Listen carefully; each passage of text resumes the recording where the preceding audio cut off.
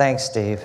Good afternoon, everybody. So, look, we're going to have kind of a conversation about ILS, but I want to set the stage and kind of give you my view on the sector, right? So my involvement in ILS goes back to 97, 98, when I was asked to be the head trader for a proprietary trading group that was hell-bent on risking $1 billion in insurance risk, right?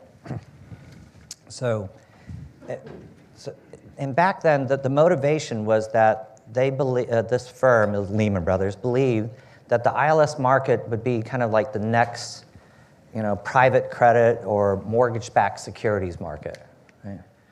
Multi-trillion-dollar market. And they believed that that was all going to happen on the casualty side, on the non-cat side. The cat side was just kind of incidental. It was seen kind of as a spark that would get the flame going in what we might loosely call insurance 2.0, just kind of an evolution of the insurance market. And I will tell you this, and I love the nat cat market, clearly. I think most of us in here have, by self-selection, have come to love it. But back in those days, I really agreed with that vision. I believe that one day the casualty market would come to parity and then exceed in size the nat cat market as we know it today. I still believe that, and I believe that the time has come for that to happen. It won't happen overnight, obviously, but I do believe all the conditions are there, and there's a lot of evolution that's been going on that sets the stage for that. So, maybe you don't care about non-cat, you're in love with nat cat, and so forth. But I think, if you come away from this session just remembering and understanding, keep your eye on this space, because I believe it's going to be massive, it's going to be big, it's going to be ubiquitous. So that's the stage I'm setting here. We're not going to get too much into the details. I just want to do something high level. And we agreed to start off as a warm-up with some basic questions for the panelists. And on the first one, what was it here? The first question is, it's something punchy, okay. So each of you are going to answer individually. You don't have to answer at length. Without even going into details of what casualty ILS is, what would each of you say is a kind of a type of long-term return, given current market conditions, that an investor should expect without pushing the envelope, doing anything too crazy or too levered? Amy, you go first. Thanks, Don. So easy, mid, high teens. Easy. Okay, great, good. High teens, low 20s, mid 20s. Okay, you're a little bit higher, good. I'm in the same place, high teens, low 20s. Okay, good. Bob? And I'm in the same place. You're in the same place. So you're the conservative. Well, but it's actually mid-teens to high 20s. Mid-teens to low 20s, maybe? Low 20s, I'm sorry, low 20s. Mid-teens to low 20s. And that's, again, without pushing things too hard or going too crazy, levering, doing weird things on the asset side. Mm-hmm. Okay, good. So I don't know how many of you are aware of that, but I consider that to be an incredibly attractive return. And I'm reminded of an earlier session, or I believe it was George, who had actually mentioned something from Oxia, that private credit is a huge alternatives market, things like 1.7 trillion. It used to have returns like that. It doesn't anymore. And I think that's a real opportunity for our market to be what private credit was back when it was kind of new and not yet, with 1.7 trillion shoved in it. Okay. So that was a warm-up. So now you understand the returns. And by the way, when you have returns that high, you don't have to argue non-correlation anymore, right? Actually, the format's changed right here. I'll tell you a strange story. So back in the day, there was a Goldman Sachs analyst that was asked to do an analysis about how natural cat bonds, nat cat bonds, would fit in a traditional asset allocation, stocks, bonds, real estate, et cetera. And the person hated cat bonds, thought it was just the stupidest idea and just bad. And so the analyst said, non-correlated? Come on. California slides into the ocean, stock market's going to crash. So I'm going to penalize this. I'm going to give it a correlation 1.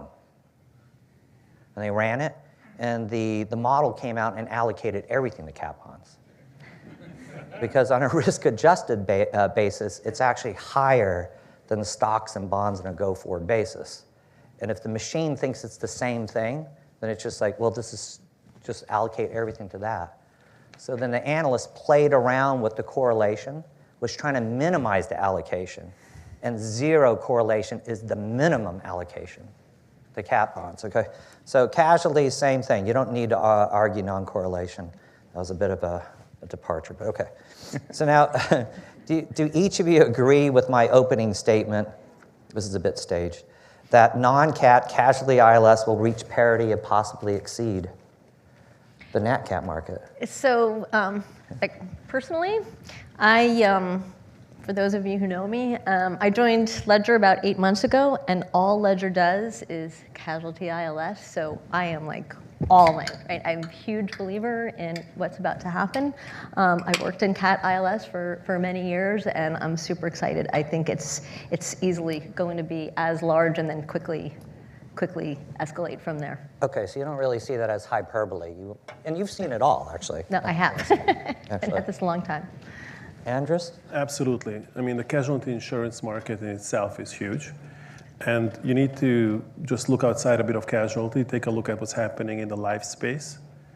At least from a broker perspective, what we see is that these tools provide something that people need, and there's investors that want to provide it. And when you see these things happening and you see some growth, yeah, I think it's not hyperbole from our perspective. Okay, great. Yeah, look, this isn't going to shock anyone, but I agree as well. I mean, the relative size between nat cat and casualty is, magnitudes different. And I think probably, Bob will probably touch on this as well, but we've experienced a lot of growth already in the last couple of years. It'll take a little bit of time in terms of more growth to get there, but I hand on heart think it will get there, and we have the ingredients in place now for that growth to happen. Right. Okay. So. Yeah, no, I think we're seeing a lot of the obstacles to growth in casualty ILS falling away. There's a lot of participants now. People are coming up with some really great, product design. Segmentation in the market means more companies are getting involved. Investors are, have a broader appetite. We're seeing, when you look at the relative size of the capital markets to the size of the reinsurance balance sheet, you quickly see, the potential for scale. Then if you look at the growth in the private credit market, we went from conservative investment strategies to structured product to private credit. When you start to see these things developing from both sides, the total return that's available is what's going to attract more and more people to join on the casualty ILS bandwagon. Right, okay. Now next question. So you heard it in their own words, and they genuinely believe it. I believe it. High returns, frankly, easily achieved, and the total size of market potential is tremendous, actually. But having said that, I remember I asked the panelists this earlier. It's like, how large is the current market, the current casualty ILS market size? So here, actually, we're going to maybe throw over to Bob and Andras to answer that. What's the number? Are you going to update it since we last talked? Or? No. I mean, realistically, it's tough to estimate because obviously a lot of this is non-public. But I think it's a very easy assumption to take up all the casualty sidecars, which are relatively public. You obviously have successful platforms, Ledger, MultiStrat, Longtail, which you probably know very well. It's very easy to get to an assumption of roughly $3 to $4 billion of capital was raised. And that's obviously just the capital external that was raised. And then you have all the additional assets that are being managed alongside with the capital. Right. So it's like, so this is interesting. $3 to $4 billion on a $110 billion market. So if you're all wondering why you haven't heard about this before and so forth, it's because the market's still small. We're talking big numbers, big returns, big growth potential, but it's only $3 billion, and there's a punchline to that, actually. So a year ago, how big would you have said the market was? I mean, obviously it's very hard to track, but if you go back and just look at what happened since September of 2023, it's eye-watering. I mean, it's really hard to argue that this market was much bigger than $1.5 billion just 16 months ago. Is it 1 to 1.5 billion? Yes, I think it's very hard to argue that this market was bigger. Right. So it's tripled over the last year, roughly speaking. Yes. Basically. So it's coming from a very small amount, that pioneers like Ledger and Enstar, actually, and MultiStrat and others have built, but now it's tripled in size. And okay, so that's from a very small base, you can grow like that. But do you, next 3 to 5 years, what do you think the growth pattern is going to be? And I let Bob comment on it, but the key is that a lot of this capital is deployed through whole account quota shares, which is what most insurance companies are really interested to look at. And it's deployed often on a multi-year basis, which is one of the primary benefits why Cat ILS is an attractive tool, as we heard today from Jennifer, right? So it has some of those features that people want to buy. And there is a surprisingly large number of influx from investors, calling brokers, dealers. How can I get involved? How can I be part of that? So when you see those elements, from my perspective, there's no reason to believe that the trend is not there.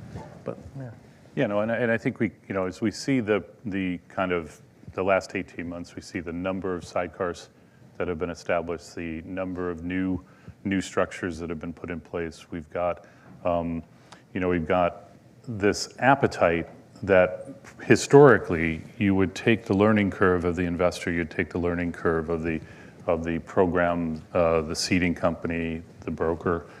You put all these together, and usually you'd end up with about 6 months of work and probably a 0 chance of close. Okay, and we're just in an entirely different place. We've got templates, participants, appetite, investment yield. We've got product design. We've got segmentation of value-added parties coming in and offering, exit strategies like Enstar. We're just seeing so many different components.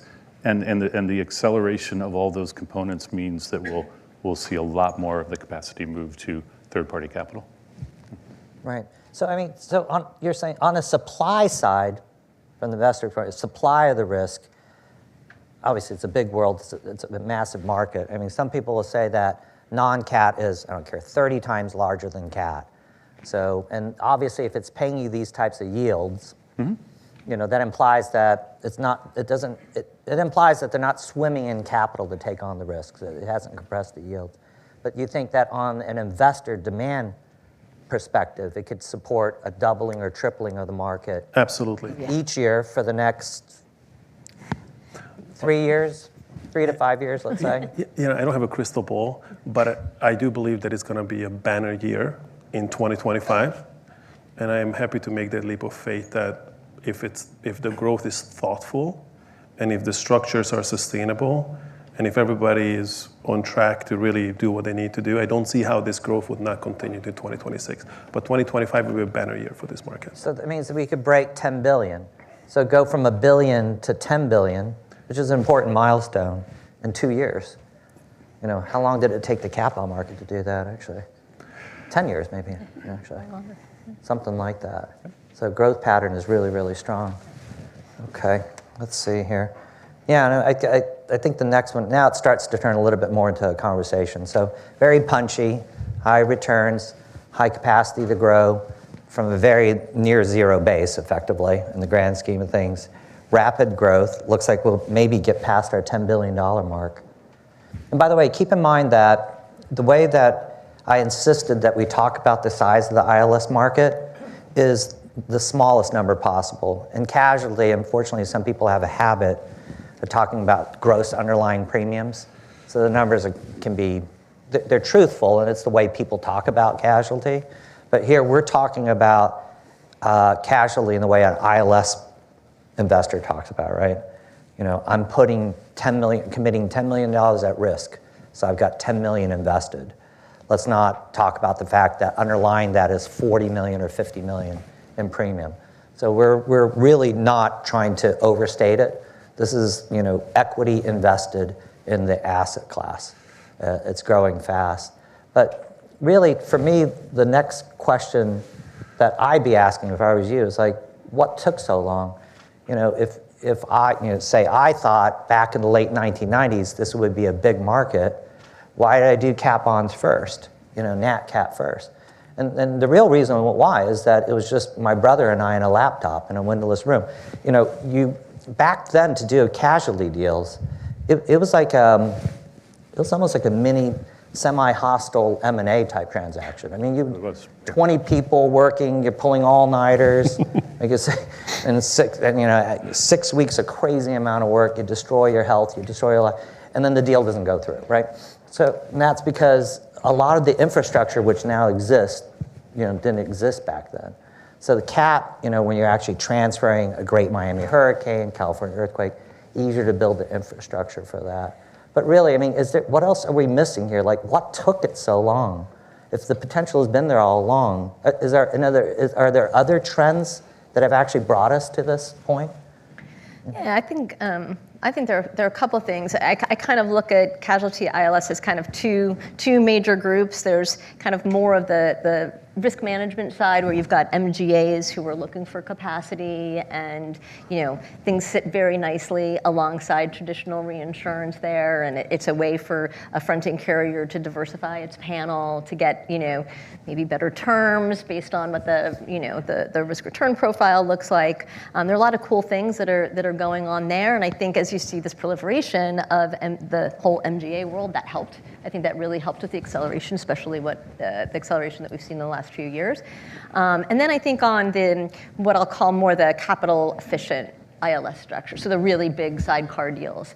I think a lot of it is down to insurance companies and reinsurance companies really starting to change the mindset, look more and more at capital management and, you know, what's really most efficient? Is it better for me to raise, you know, permanent capital, or is it better for me to think about flexible capital, something that's available on a multi-year basis but has a lot of flexibility in it? And what does that look like? And how can I maximize, you know, fee income, and how can I really use my skills but pull that the capital out of the capital markets and let them get a really good return, and kind of everybody wins. Right. And I think that because those types of structures are happening, and as you said, the infrastructure is there, I think we're going to see more and more and more of those. So I don't want to put words in your mouth, but are you saying that like the attitude of the insurance and reinsurers has actually changed? Yes.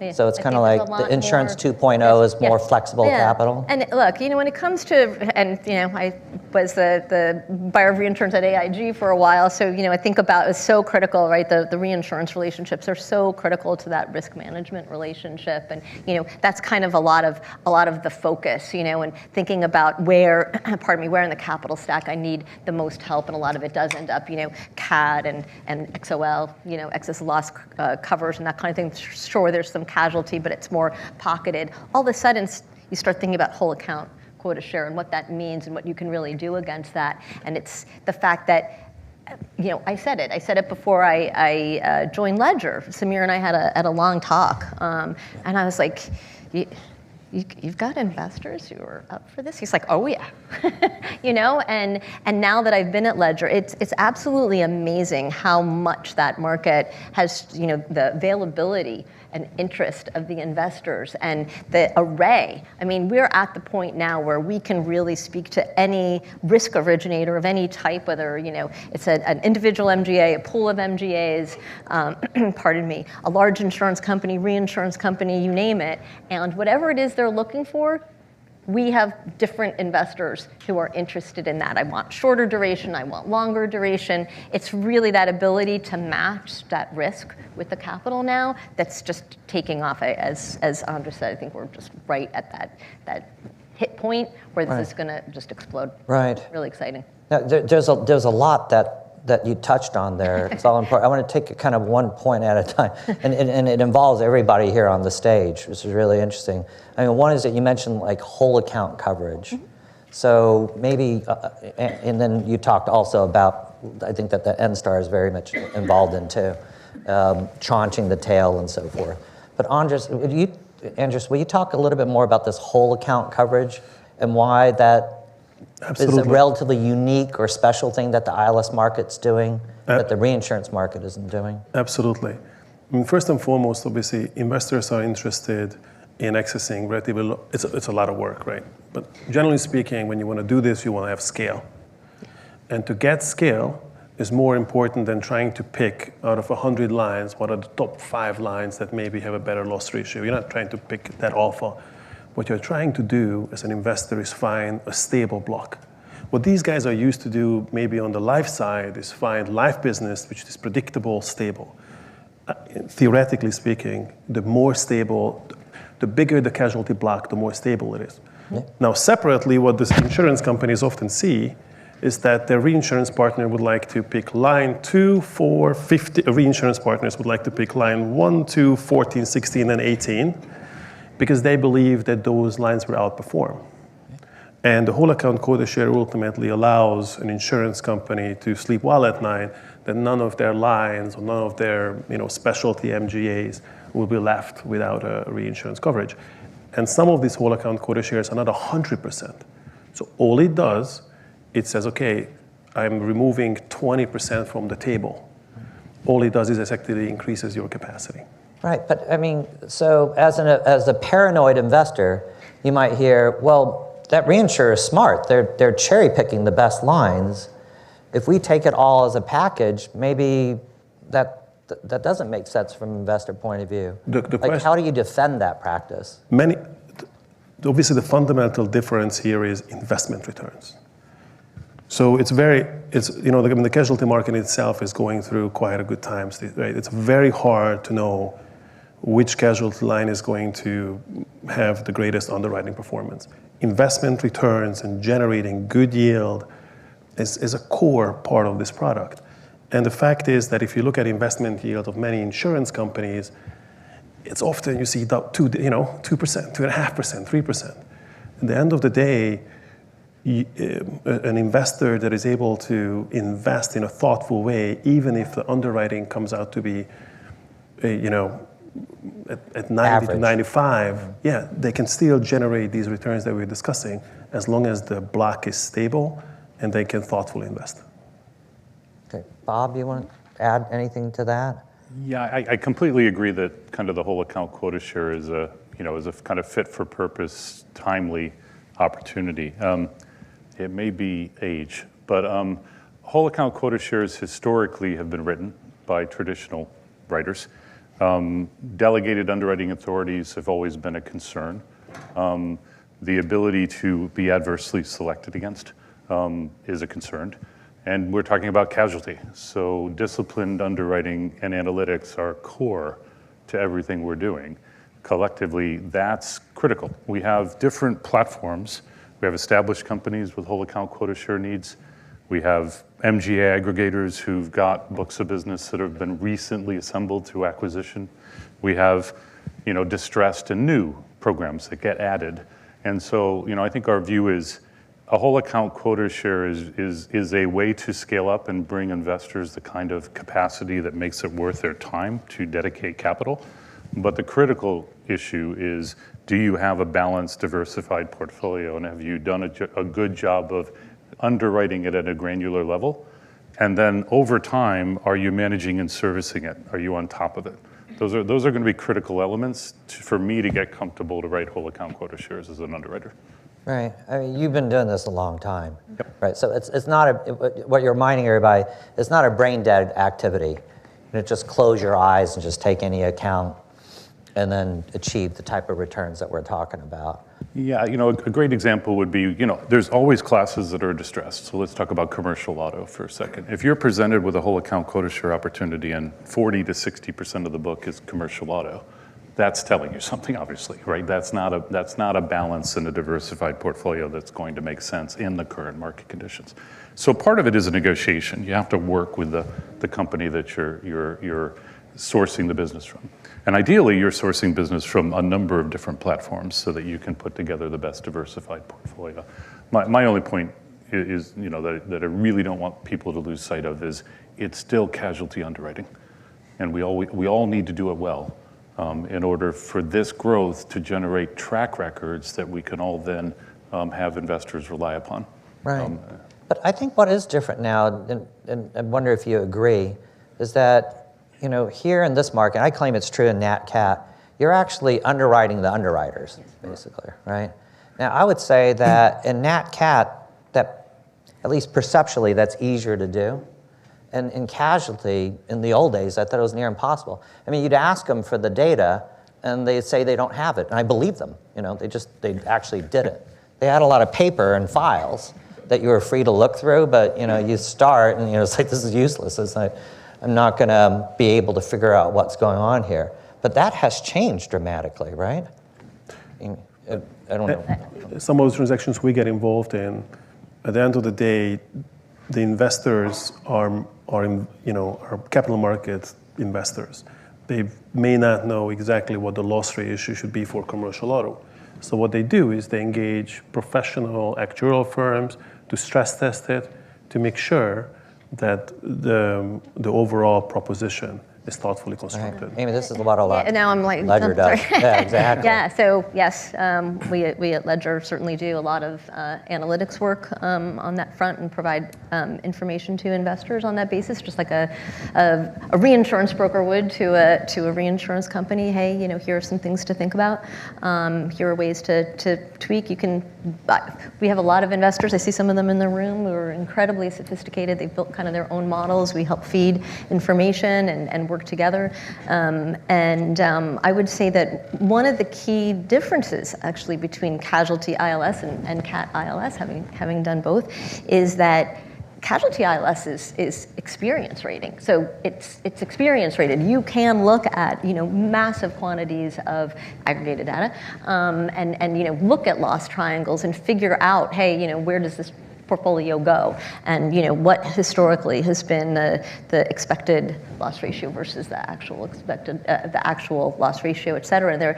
There's just a lot of data there, and it's harnessing that in a very efficient way and translating that and helping investors understand that. And now they're taking off and kind of doing their own modeling. So that's why I think this all works super well. There is I think that was one of the big impediments. How do you really convince investors to understand and believe in casualty modeling? Because there is some level of Right. subjectivity that exists in it. We could spend a lot of time talking about that, but I'll move on to the next thing. So obviously we have a lot more data right now. And I think that one thing's not quite touched on is that increasingly, especially in the MGA space, you're seeing people come forward, and every bit of alignment and intention is not to have any junk in their whole account, right? But I liken it this way here. So just imagine going to a restaurant, and weirdly within the restaurant, you have to go to several different places for all components of your meal. Like for the bread and butter, you have to go to one window and pay out, and so on and so forth. That can be the experience for some insurance companies when they're getting reinsurance for the casualty whole account. Because the specialization when the market's so intense, you go to one person for this part of your portfolio, another person for another part of the portfolio, when you just want to insure the whole meal, right? Very, very difficult. And there can be some complex, reasons and context historically why that worked and so forth, but things have changed. And what I see about the ILS market is that they want that package, as you're saying, Andras, right? Diversification. I always thought it was funny because in the cat bond market in the early days, they say, no, I want to write North Carolina only.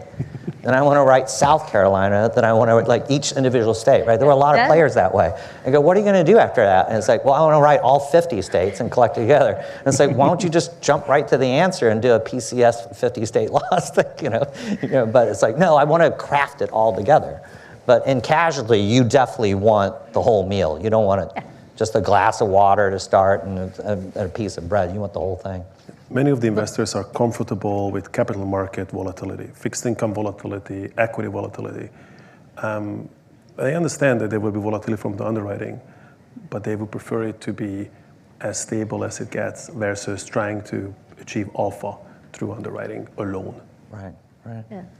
The more lines you have, the more diversified it is. The more you kind of over time, you've got some mean reversion in there. It all just really makes sense. I think as Andras, you mentioned, your traditional reinsurers trying to create their own portfolio, the lines they like, the type of structures they like, where they're playing in the capital curve, and the risk return curve, and creating their own big portfolio as opposed to necessarily taking on a pre-diversified portfolio. And I think there's we're seeing certainly some really good interest in retro.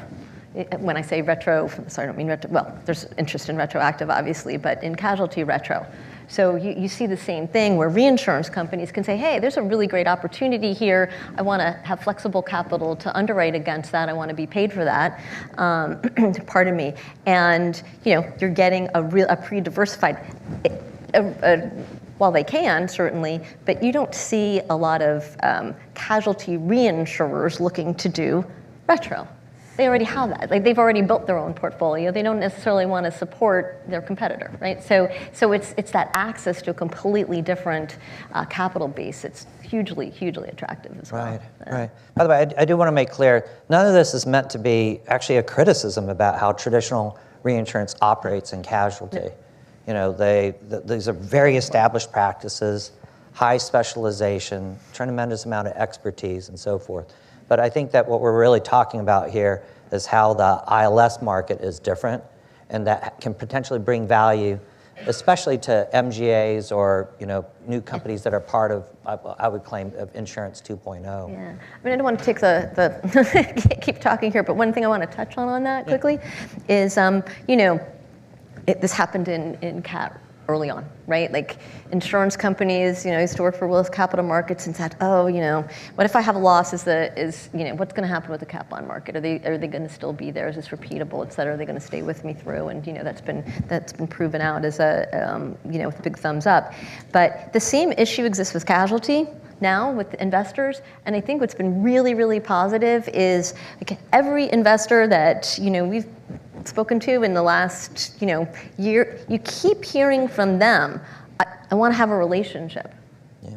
And the insurance company, reinsurance company, fronting carrier hears that, it's music to their ears, because that's what they have with traditional reinsurers. It's very powerful, and the fact that investors want to be partners has also changed their attitude about, hey, wait a minute, what's going on in the capital markets? This is cool. That's really interesting, because I think in contrast to NatCat early days, and it's still a weakness now, we heard this in an earlier panel, the attitude tends to be a little bit opportunistic. It's like, call me when the market's hard, and that's it.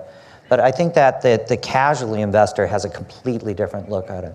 Long-term, committed, and structural. And that is a better match for, because obviously that's what an insurer is looking for in a partner. The next thing I want to touch on that you touched on, I think, is very interesting. I mentioned the mortgage-backed security market before.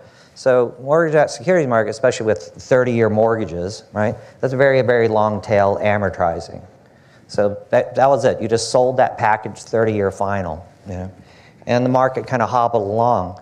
It's when they started tranching it, when they started creating securities that had a 10-year final, because they could find somebody separately to take 10 years through 30 years forward, that market really took off. And I think that this is where Enstar really does come in particular. And could you talk a little bit about the background of that, especially through the legacy market? Sure. Like here we're talking about new business and you back it, right? But as you've pointed out, you had a really nice thought piece that in the old days, really casually ILS was kind of runoff business. Could you explain that a little bit more? Yeah, sure. So look, I think putting an investor hat on, if you have a 5 to 7 year duration on your investment, on your asset side, how do you write a 12-year duration liability in the sidecar third-party capital vehicle? You can't. It's just, you can't do it. So really, I think one of the, one of the other ingredients that probably has helped the growth and will hopefully continue to help the growth is finding an exit after the duration of after your asset duration. So you're artificially saying, listen, I have 5 to 7 years on the asset side, and I'm going to artificially make my, I'm going to force the liability into that same duration, and then I have clarity and clarity on the exit. So I think for us at Enstar, it's kind of what we do in terms of hindsight underwriting. Now this is a little bit starting to blur where you're saying, listen, it's prospective underwriting, which will turn into hindsight by the time it commutes. So we're I think it's a stretch for the legacy market, but one where we're very happy and very thrilled to sort of put a step into and see how it goes. I actually think that the first step was to say, listen, trapped capital, even in the property NatCat side of things, has been an issue for the industry. And we did a couple of transactions last year where we basically tried to provide a solution to existing trapped capital issues. And on the NatCat side? On the NatCat side. Okay, good. On the NatCat side, which frankly, the events have happened, they're just waiting to settle. And we can take that settlement risk and underwrite it.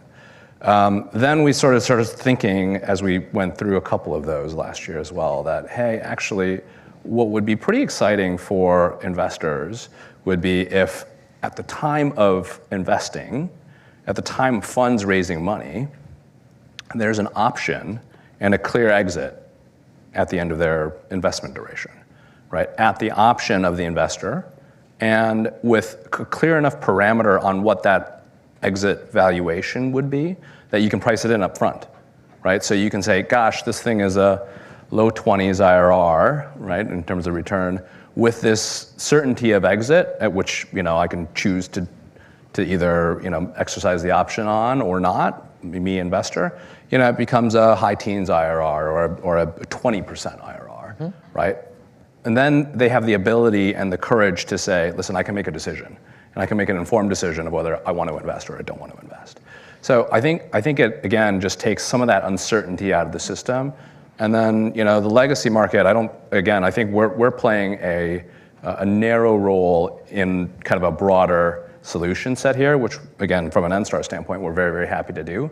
But that's how we think about it in terms of trying to deliver that. But you have a lot of experience in legacy. Could you explain to the audience exactly what the legacy market is, right? It's a seasoned portfolio of casualty risks. So you've had time to see it actually perform. That's right. So, Amy touched on this a lot, right? Casualty has a lot of experience, at least from an Enstar standpoint, and most of the things in the legacy market, are driven by casualty, so it's dominated by it. So it's something that, again, we've been around for 31 years, we've been doing it for 31 years, and that's been bread and butter. I think the industry's sort of changed a little bit, right? So old legacy was, you had a problem, asbestos, right? And you go find a solution, and you probably took a big hit for it, but everyone cheered because you never had to talk about it ever again. And then I think new legacy has been more, hey, actually, this is a pretty interesting market out there. I'm a primary carrier, right? I want to raise more capital or to deploy into new underwriting. Gosh, it's expensive and hard and time consuming to actually raise new capital. I've got a perfectly well-performing back book that isn't problematic, it's seasoned, but gosh, actually recycling the capital against that to deploy into new business is faster and more efficient than if I went to go raise capital. So that was sort of the journey from the legacy market, which was well established, how it sort of went from problem portfolios to capital solution portfolios to now capital solution strategic, maybe a little bit more in the mix type portfolios. So hopefully we see that develop on the legacy side too, and continue to be a good player and good supporter of this industry. Right. Andras, do you have anything to add to that? I mean, doesn't that make the broker and the agent channel happier? Rather than the insurance company just sitting on this old legacy portfolio and not doing business because of it, they do new business. The type of investors that can participate now is significantly greater. It would be fantastic if every investor would have mandates for indefinitely permanent 20 years. I'm sure you would like that too, permanent capital. But the fact is that most people have some fund duration. And this transaction, and Enstar's ability to get involved there, just opens the door. And now you can actually cost accordingly. You can actually really figure out how much of the returns are you willing to consider to make sure you have definite certainty of exit. And you can present it to the investors. It really opens up, I think, the universe of investors. So this is kind of a yield curve that you're describing right here, right? Like Amy, you answered in the mid-teens, others like mid to high teens. Really, it sounds like, some of you are talking about the longer tail stuff, and then the shorter tail stuff is lower. But I think on a more formal basis, like if you to say, oh, call me conservative, I just want 3-year final. It's like, oh, that's great. You might have like a 10% or a 12% return, not a high teens. So you can do that, and you're going to have to surrender a lot of other stuff to a specialist like Enstar or whoever on the back end. But as I say, when the mortgage market went through that, it went from sub-trillion to 10 trillion, just like that, overnight. I think there's no question the exit solution is something that, for some of us who've been doing this for many years, was something that we priced in as an option in our models, but didn't necessarily have the markets ready to provide the product. So what we said to an investor is, at year 7, at year 8, at year 9, if you want to exit, here's the kind of multiple you'd have to pay based on a third-party view of what it would cost in the market. Having capacity to actually front-load or bake in the exit is great. It is a game changer, and thanks to Enstar and others, I think our question is going to be, will there be enough capacity for that to keep up with the kind of growth that we may be talking about? The second observation I'd pick up on from earlier is casualty ILS is different in another way than catastrophe-oriented business, and that is two ways. One is the investors are very different. They're asset managers. They want to gather assets under management. They want to have the long-term relationship. I completely agree with that. The second difference between those is to put these casualty ILS transactions together, we need really strong partnerships. Okay, we need fronting carriers, we need brokers, we need investors, we need legal firms.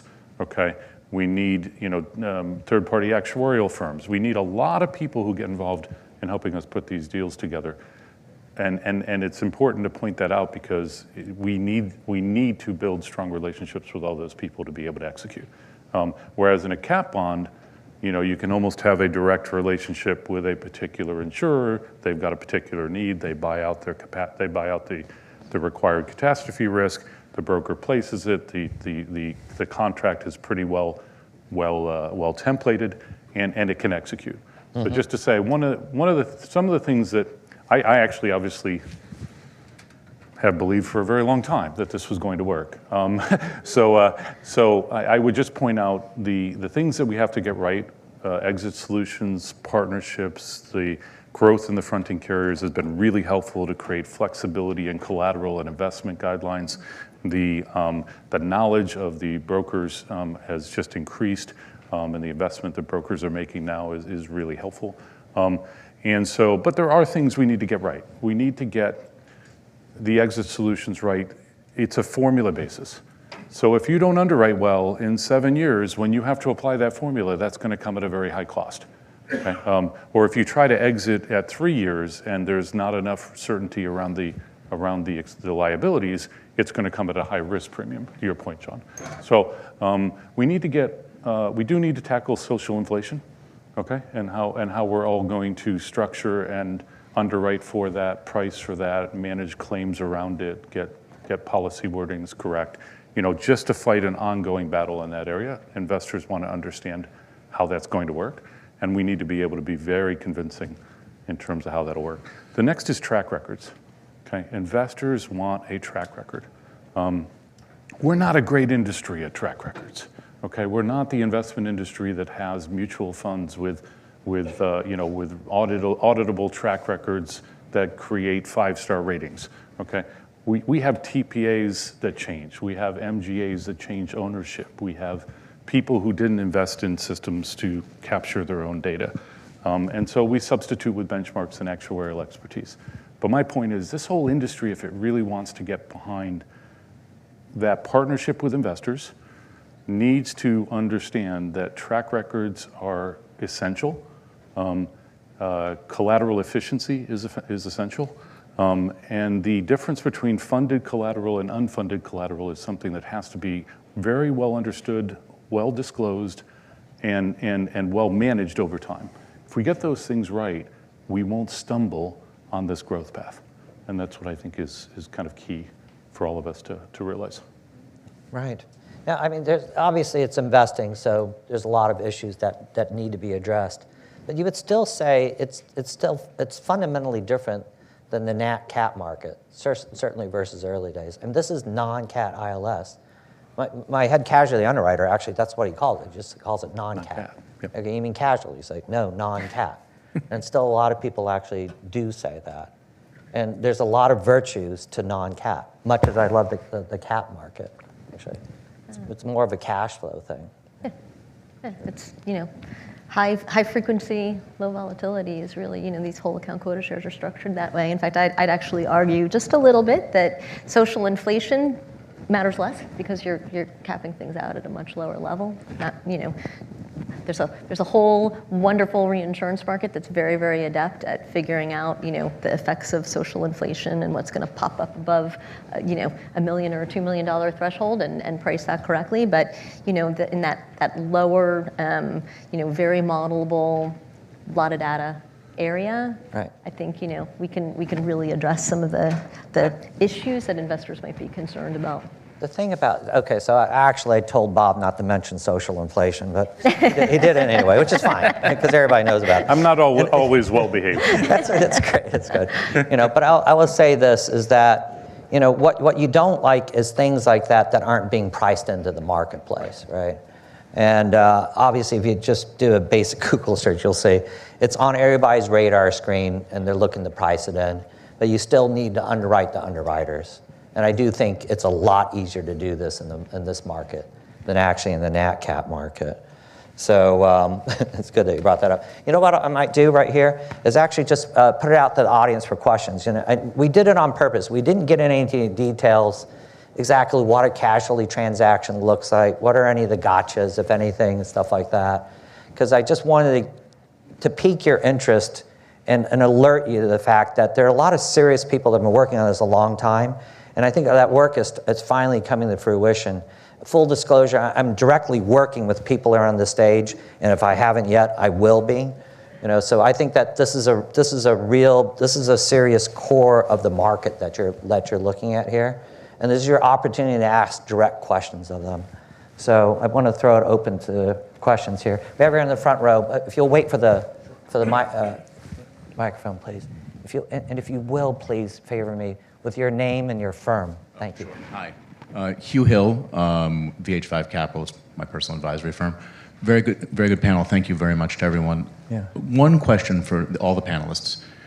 Given the change we've seen over the last decade in the life and annuity industry and the advent of private equity and the corresponding changes within the traditional life and annuity carriers, what analogies, parallels could any of you draw between what we'll see with the now obviously nascent growth, but in the non-CAT ILS sector here and the changes that are coming here? I know Dave has touched on it a little bit, as did Amy, but I'm curious as to what the panelists think about that and what parallels we can draw. Right. I just want to make sure I understand your question, Hugh.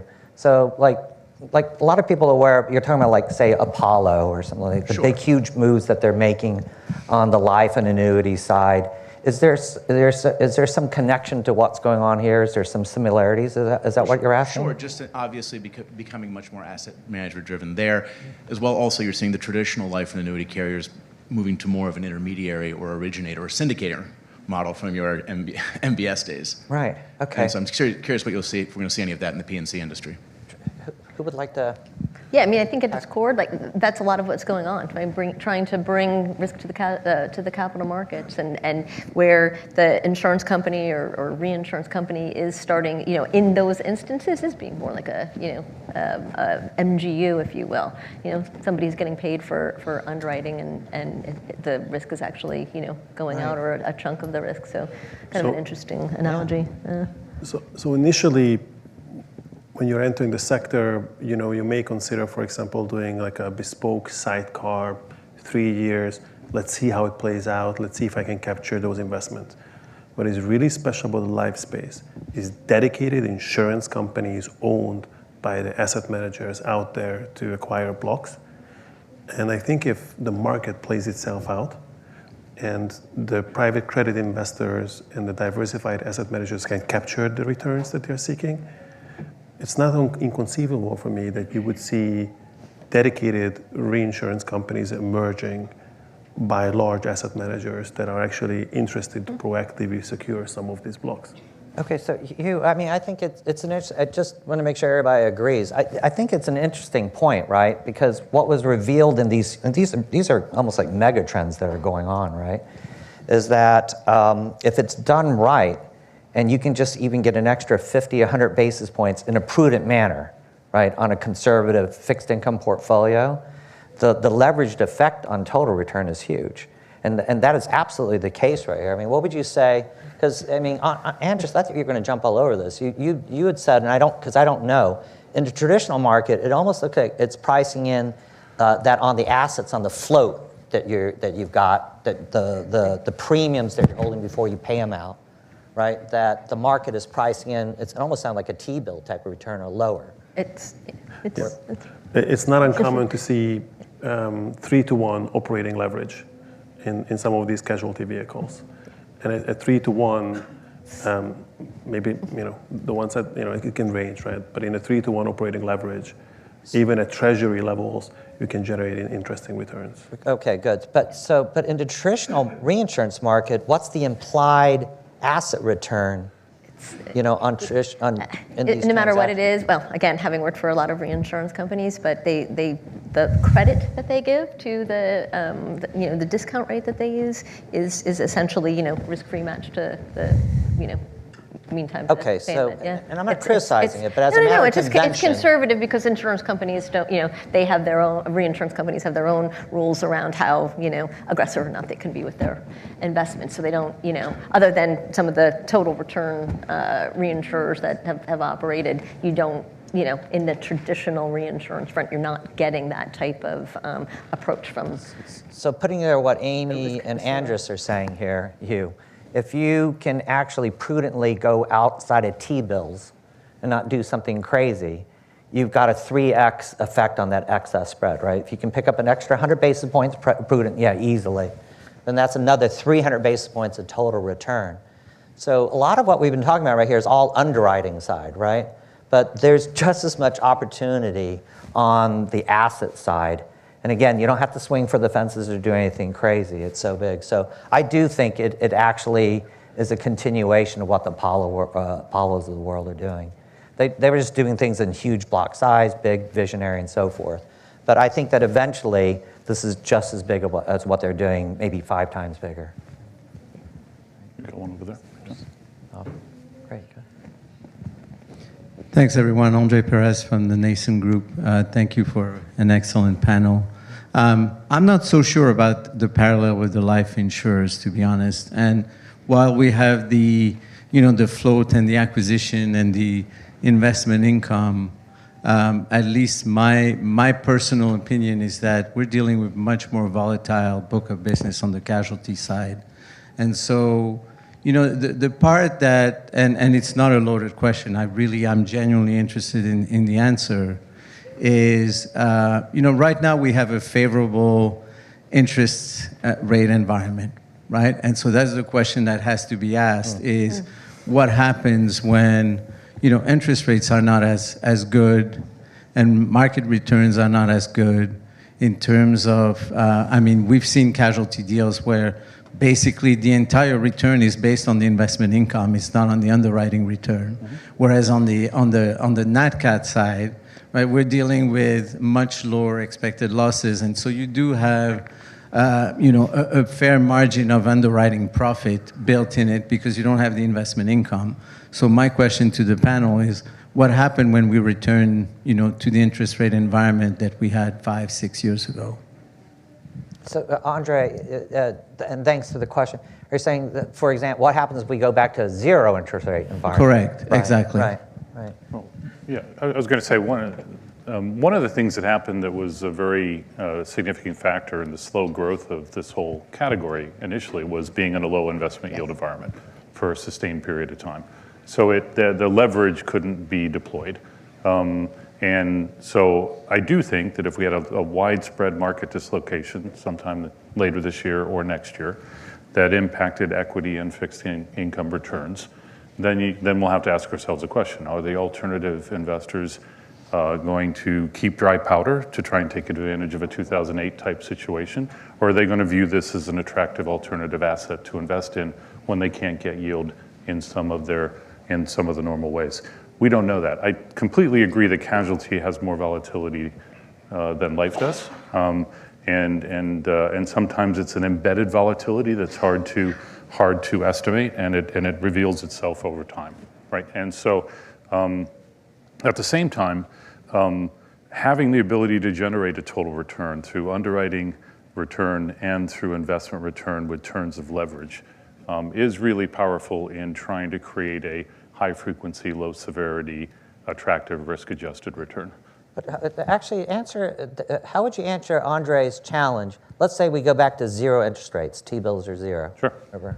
Then what's the return on this? Like, how would you revise what you said at the very beginning there about the mid-teens to low 20s type of return? Well, if you're a traditional balance sheet company and you're not doing cash flow underwriting in a, I won't say social, economic inflation environment, you would use your investment income to offset your underwriting, right? And if that's not available, then it has to be a repricing of the casualty risk. Exactly. And that means instead of all of us accepting a 4 to 6 net return on the casualty just on the underwriting margin side, we're going to have to be looking for 8 to 10. Or more to be able to create an adequate risk-adjusted return. So it's going to be a repricing of the So market. it might be 8 to 10 in that environment once the dust settles. Both of it just goes like Everything like that. Yep. So Andre, I acknowledge everything you're saying. And again, this is why since the late 90s I've been out of the market. We've all seen some things on the casualty side, and this is kind of reverse cherry picking. You're seeing all the offensive stuff that wasn't spectacular and makes casualty look like it's not such a great business. But I think that really it's almost reverse cherry picking, right? We were seeing kind of deals that were not really great by design. But my opinion was that always the underlying market was more like this. I thought a high single digit in a zero interest rate environment. Obviously, your mileage can vary, right? If you want to be negatively selected for as an investor and accept junk like that, then you're going to get a horrible, not a great experience. And I would just say, John, in a zero interest rate environment, the question is the relative return, right? So if there aren't alternatives to invest, and you're generating 0% returns in conservative investment strategies, or maybe 1 or 2 points, we don't have to come up with an investment return on the casualty product that outperforms. We just need that high single digit. I got to tell you, 8 to 10% in a zero rate environment Would fly. Absolutely would fly. I mean, we had near record inflows when the cat bond market was turning a 3 to 4% net return in a zero interest rate environment. That's 2014, 15, 16. Yeah. I think the uncertainty around the cost of goods sold will always have a haircut effect on that single digit return. So if you're an investor, you'll say, okay, you might be generating 8 to 10. I'm going to assume that's 6 to 8. It's still attractive, but you have that behavioral haircut that you will apply. So when we talk to mid-teens to high teens or low 20s, there's a human behavior that says, I don't know casualty, I don't know reinsurance, I don't understand how long tail risk is priced, I don't understand tail development. I'm going to haircut it in my own mind. So I think the 8 to 10 will be adequate because it really mentally will be like a 6 to 8 return in terms of their value judgment. Yes, Chin. Hey, John. Thank you for the panel. Question more related with, how do you understand the performance and pricing, right? I mean, we've seen just recent quarters, a bunch of large, reputable reinsurers strengthen their casualty reserves.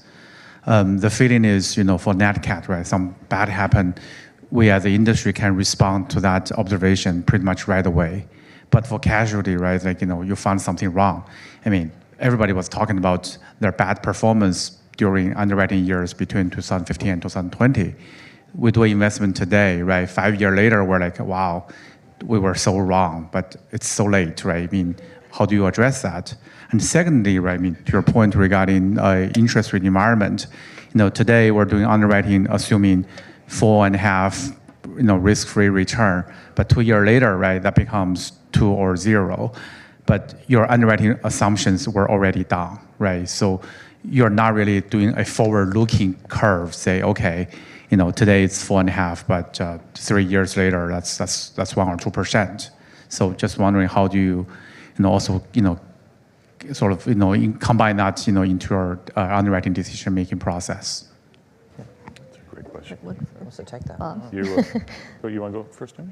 No, I was thinking Bob. Yeah, you're Well, an underwriter. they're two really good questions, right? The first is, how do you price a product today that its result will be known over a period of time? We've all, almost all of us, I'm sure, have had traditional reinsurance experience, and we've dealt with soft market cycles. We've dealt with finding that we've underpriced a product, and 2 or 3 years later, we've ended up with a much larger problem. So it absolutely exists, and these are some great companies that have had to unfortunately take some pain. And it wasn't just this year. We've seen it the last couple of years of some of the groups having to address it. We're building synthetic balance sheets. We're not buying into the legacy of an established core of 10 years of underwriting, which will materialize over time. So there is some advantage to this product in that we're selling today's price, hopefully informed by the most recent experience. And in that way, we'll leave to David what we used to call the future inventory at Riverstone. We'll leave to David the advantage that comes from underpricing. The second question, headed forward is, did we price at a risk-free rate? And did we take an assumption of investment income into our pricing?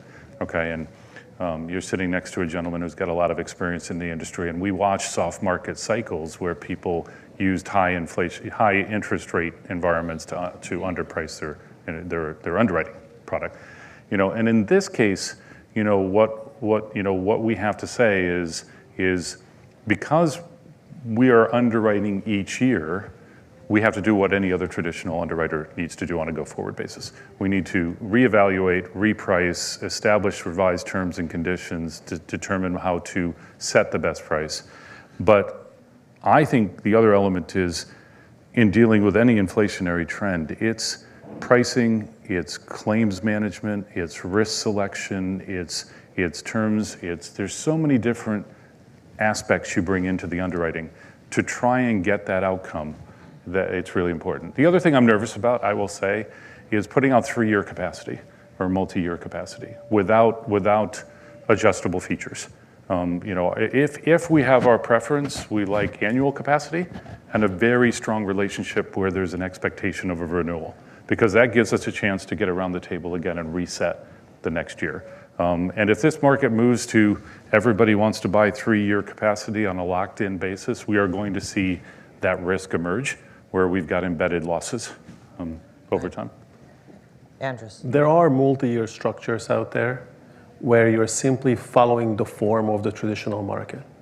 If you have a diversified casualty portfolio, the ceding commission may not be like pre-negotiated 3 years into the future.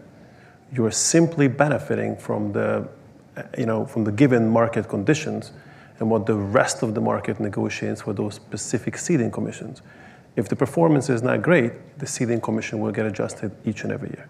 Right. But I just want to, Chen, I think you're speaking like, and it's a little bit like Andre's question there. The return is not solely from the assets. So in my opinion, actually, really what it is that if you write it correctly, instead of it like T plus, like T-bills plus 6%, it's 3T plus 6, basically. So if that T floats down, it's okay. It doesn't wipe you out. It's just, but as I say, instead of having a T plus, you have a 3T. And you can do asset liability matching too if you want to lock that in. Mm-hmm. So, Yep. Great. So thanks for all the questions. I think, we're all out of time and really appreciate all the questions. Thank you.